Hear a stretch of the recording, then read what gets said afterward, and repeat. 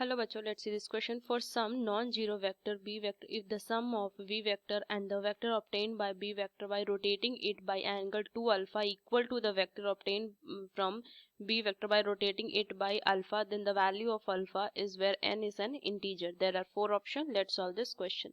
तो चलिए इस क्वेश्चन को मैं सॉल्व करती हूँ. तो सबसे पहले देखिए ये x एक्सिस है, ये y एक्सिस है. तो सबसे पहले यहाँ से बोल रहा है कि vector obtained by vector v from vector v by rotating it by angle 2 alpha. 2 alpha क्या करें, इसको रोटेट करते हैं तो इस एंगल जो हो जाएगा वो 2 alpha ले लेंगे. ठीक, फिर यहाँ से बोल रहा है equal to vector obtained by v vector by rotating it by alpha, rotating by alpha. तो ये जो एंगल होगा यहाँ से, क्योंकि ये अल्फा हो जाए, ये अल्फा है तो ये v वेक्टर है, इसको रोटेट किए अल्फा एक बार 2 अल्फा और एक बार अल्फा. तो ये एंगल क्या बच जाएगा, ये हो जाएगा पाई माइनस 2 अल्फा, ये हो जाएगा B vector mod of V vector.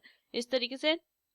तो अब इस क्वेश्चन को अगर मैं सॉल्व करूं, की कंसेप्ट लगाइए, अप्लाई करूंगी की कंसेप्ट. तो सबसे पहले बोला for some non zero vector. Non zero vector क्या होता है, यहाँ से कल लिखे a non zero vector, a non zero vector, non-zero vector is a vector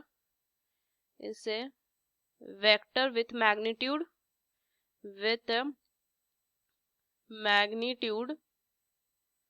not equal to 0, not equal to 0.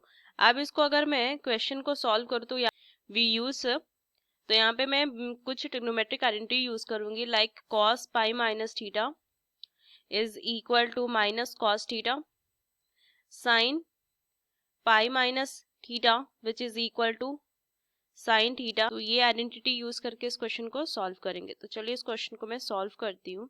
So according to the condition in this problem, the vector obtained by rotating the vector b by angle है alpha in the anti-clockwise direction. तो यहाँ से क्या लिखेंगे, तो चलिए इस question को सॉल्व करती हूँ. So vector obtained by rotating the vector v by angle alpha in anti-clockwise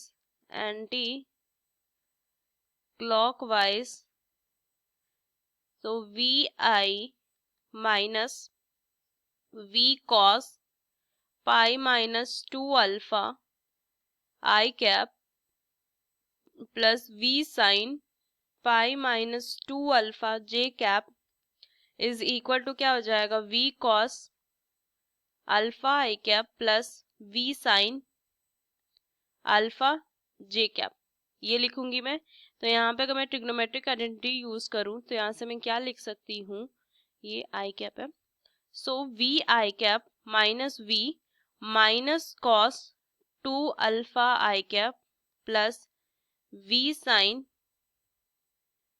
2 alpha j cap is equal to क्या लिखेंगे, नीचे लिख देंगे इसको, क्या आ जाएगी वैल्यू यहाँ से, is equal to v cos alpha i cap plus v sin alpha j cap. ये लिखेंगे.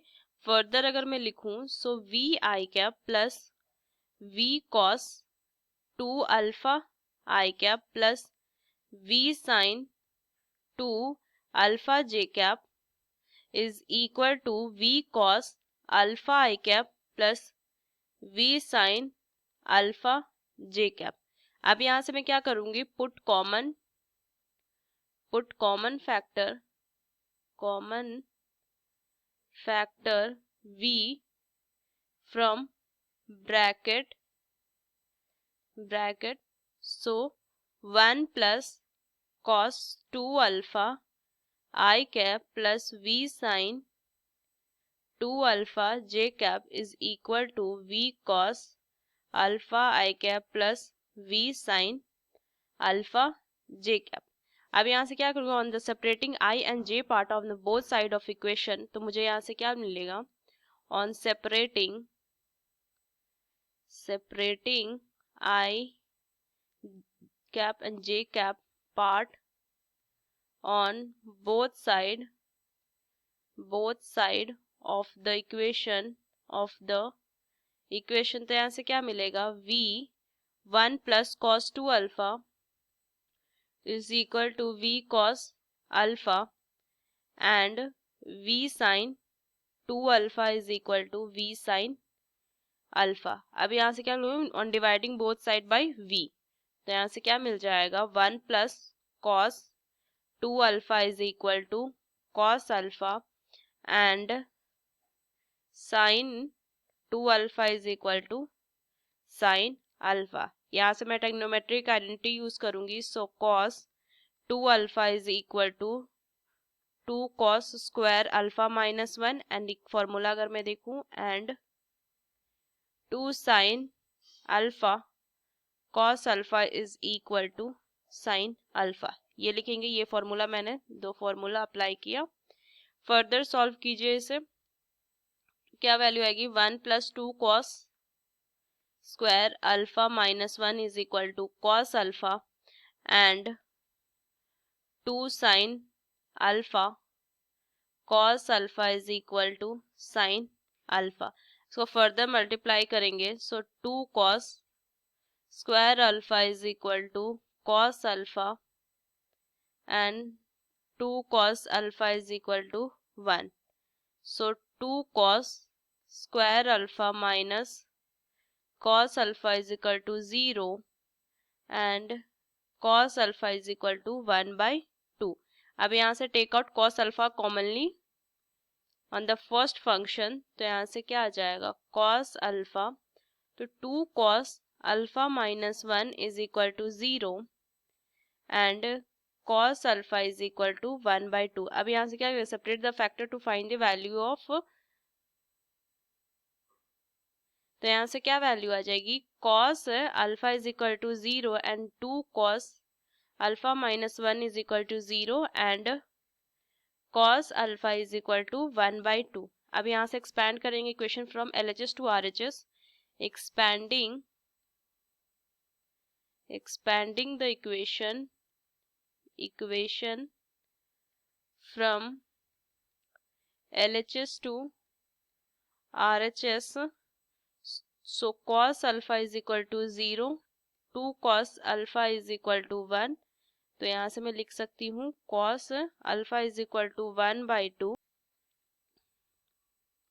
और ये वैल्यू तो है ही cos alpha is equal to 1 by 2. तो फाइनली यहाँ से क्या हो जाएगा cos alpha is equal to 0, cos alpha is equal to 1 by 2. अब यहाँ से मुझे फॉर्मूला पता है cos pi by 2 is equal to 0, so alpha is equal to 2n pi plus minus pi by 2. Then cos pi by 3 is equal to 1 by 2, so alpha is equal to 2n pi plus minus pi by 3. ये होता है. So alpha is equal to 2n pi plus minus pi by 2, comma alpha is equal to 2n pi plus minus pi by 3 and alpha is equal to 2n pi plus minus pi by 3. तो alpha satisfy क्या, alpha is equal to 2n pi plus minus pi by 3 satisfy both equation. तो ये इसका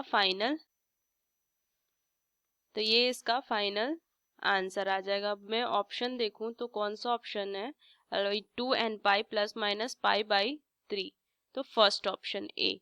So using this key concept we solve this question. Hope you understood it well. Best of luck. Thank you.